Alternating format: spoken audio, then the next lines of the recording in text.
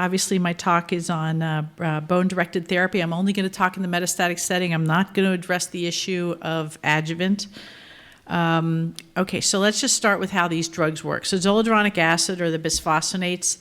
Zoledronic acid is approved for hypercalcemia of malignancy and patients with multiple myeloma or documented bone mets from any solid tumor who are getting some anti-neoplastic therapy. Denosumab is indicated for prevention of skeletal-related events and bone metastases from solid tumors. As you know, there's still an exclusion of multiple myeloma, and they have not yet gotten approval for hypercalcemia of malignancy. With regards to the pathogenesis of osteolytic bone metastases, we know that the tumors are secreting activating factors which will activate the maturity of osteoclasts and help prevent them from going through apoptosis. The osteoclasts then also secrete growth factors which then cause the tumor to grow more, and so you get into a vicious cycle. With osteoblastic metastases, the osteoclasts have bone-derived, the tumor cells are stimulating both osteoclast and osteoblast, and then they are coming back and resignaling the tumor cells for a vicious cycle. So the difference here is really what the tumor cells are secreting and whether they're stimulating just osteoclast or both osteoblast and osteoclast. There are multiple mechanisms of actions of the bisphosphonates.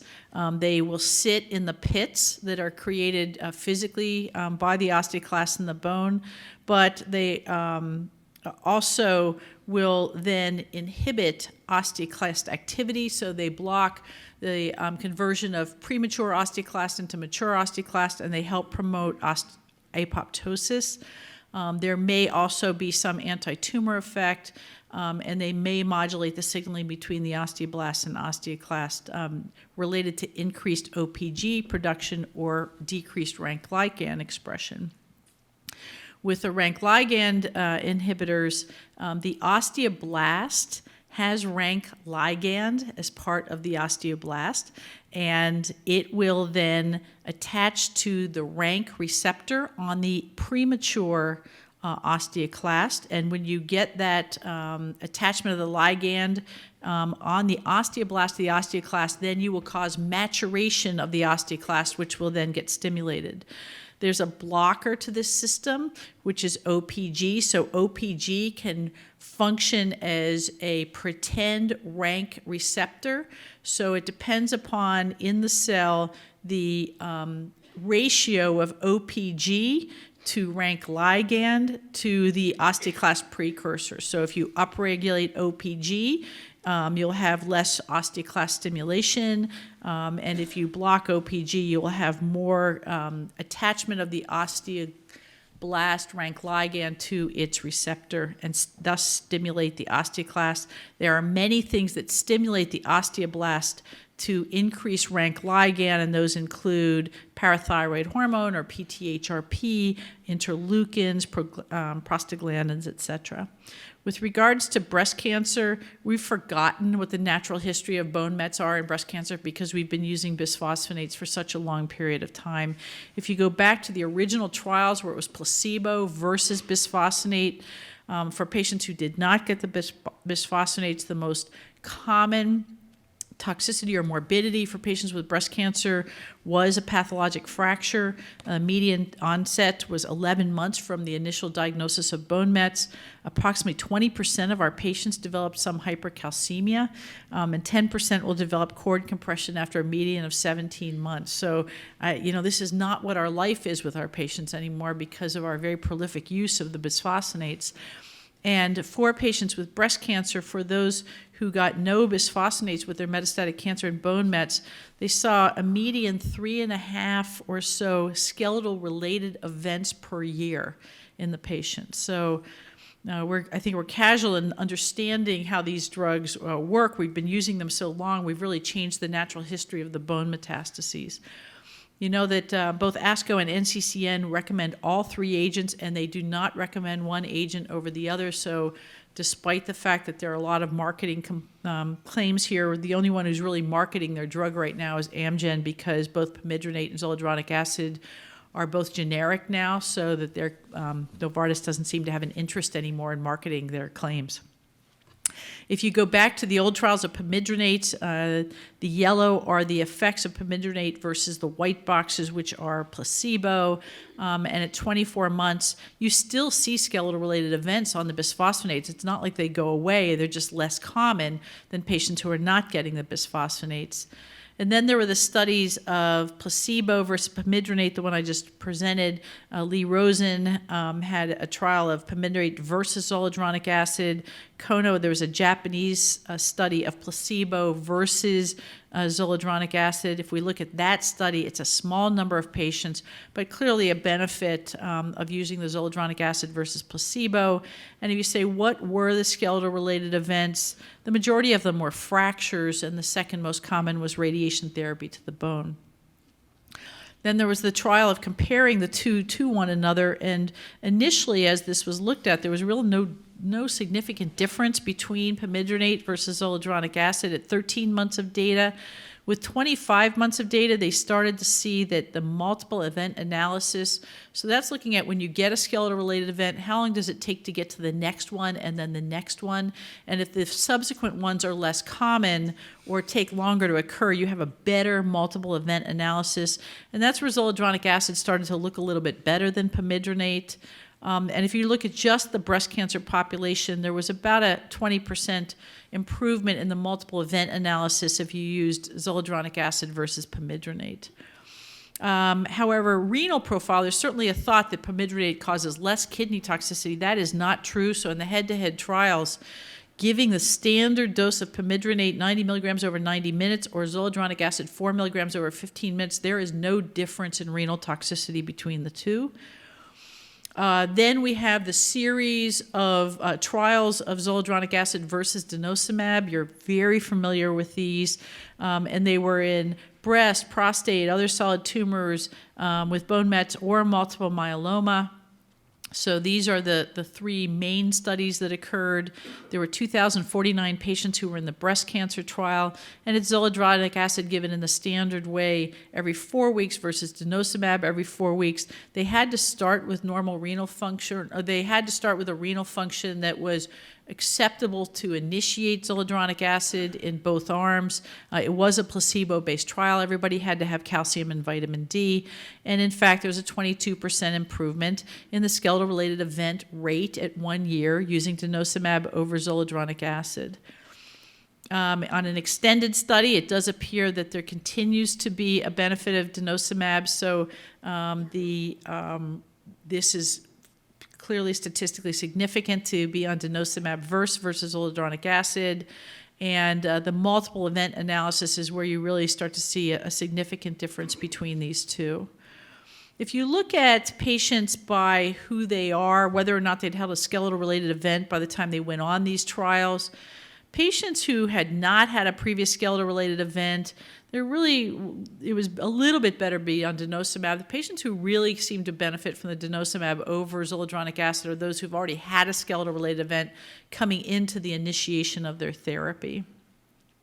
So if you just do the comparison, no bisphosphonate, you should suggest that there's up to a 64% rate of a skeletal-related event at 2 years, drops by 20% to give them pamidronate, perhaps another 20% to give them zoledronic acid, and then an 18% improvement. These are not clinical trials. These are just projected what the kind of improvement you would see by choosing your therapy there. The differences between denosumab and zoledronic acid is the majority of the toxicities are from zoledronic acid, but the two that need to kind of be remembered are really the ONJ issue and then hypocalcemia. Hypocalcemia, it is a very significant possibility when you're using denosumab, and you kind of have to think about it because it's so easy to give these guys a sub-Q shot and send them out the door, and you really have to push on them that they're taking calcium and vitamin D because symptomatic hypocalcemia has been occurring in these patients. So any hypocalcemia seen was 6% versus 3.7%.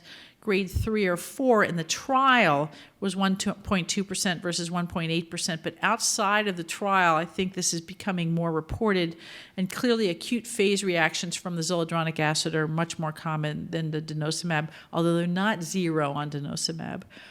With regards to ONJ, SAD had published last year a very nice review of the issues of ONJ with bisphosphonates. They started with 5,700 patients who had gotten bone-targeted therapy, either bisphosphonate or denosumab, and they had about 276 reports of ONJ from those 5,000-some patients.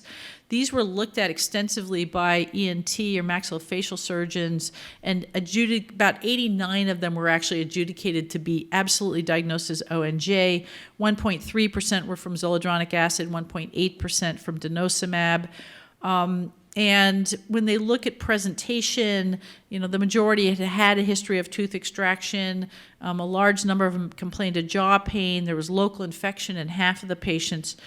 The location, for the most part, it's in the mandible, but the maxilla was also not rare to be the site of the ONJ. And actually, I've had 2 cases of my patients of ONJ. They're both in the maxilla. And when you looked at risk factors, the real risk factors that seem to stand out here are patients being on an anti-angiogenic drug along with their therapy, or corticosteroids along with their bone-modifying agents. And those are the 2 largest risk factors for developing ONJ. So lots of societies are coming up with recommendations around this. We all know patients should have a dental evaluation before starting their bone-modifying agent. During treatment, they should maintain good oral hygiene. And if you expect a case, I would really be sending your patient to someone who's being recognized as usually maxillofacial surgeons who have some expertise in ONJ. Again, just the issue of hypocalcemia. In the 3 pivotal trials, it was reported in 9.6% of the denosumab patients, 5% of the zoledronic acid patients. And 4% of the denosumab patients had to be given IV calcium because they were symptomatic. If you look at who's taking supplements and who did not, the hypocalcemia was seen in 16% of patients who were actually confessed to not taking their calcium supplementation. So it needs to be a continuous conversation. The median time to the hypocalcemia was almost 3 months. And breast cancer patients seem to be less likely than other tumor groups to get the hypocalcemia, but we're treating all kinds of tumors here, so it does need to be thought about. So there are recommendations, again, around preventing and managing hypocalcemia. The most is that they're adherent to their medication. And if they have renal insufficiency, watch out, they're really at risk for hypocalcemia. So what is the maximum time you should give someone a bone-modifying agent? Well, because there are not trials to this point have extended this question, all the guideline groups have an opinion. I'm not sure what it's based on. ESMO says that timing and duration of bisphosphonates is not known. Benefit duration beyond 2 years has not been demonstrated, but it seems wise if patients have ongoing risk of skeletal events. NCCN says there's limited long-term safety data, but you could continue upon 2 years. ASCO says until there's evidence of substantial decline in the patient's performance status, you should continue to give the bone-modifying agent. Well, where are the data to support this?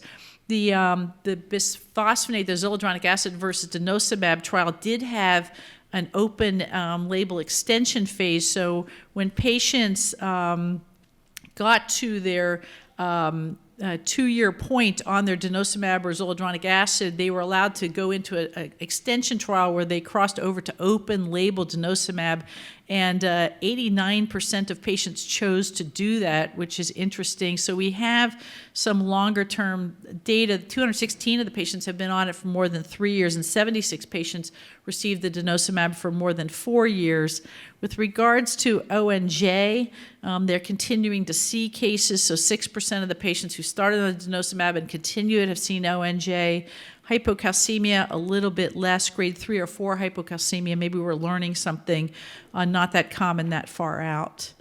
So what is the interval? There is one trial that got presented at ASCO this past year that asked the question, do you have to keep giving it monthly? It's called the ZOOM trial. So they took patients who had now completed their 1 year of whatever they were on. The most part, patients were on zoledronic acid, and they were then randomized after 1 year to continuing on monthly zoledronic acid or going to every 3 months for a full year afterwards. This essentially showed there's about 200 patients per arm. The mean skeletal morbidity rate was A little bit better if you continued it monthly rather than every 3 months. It was clearly not statistically significant. The safety profile of the two arms were similar, so no further deterioration of renal problems. They did look at urinary N-tillopeptide levels and did show that, they do start to get some osteoclastic activity back in the bone again if you're looking at urinary levels, but and they did remain suppressed in the Q4 weekly arm, but that is the only data out there that exists currently on changing the schedule after you get out for a year. So the summary is that patients with bone mets from breast cancer need to be on a bone modifying agent. It should be as an adjunct to some other systemic therapy. The appropriate choices are denosumab, pamidronate, or zoledronic acid, your choice.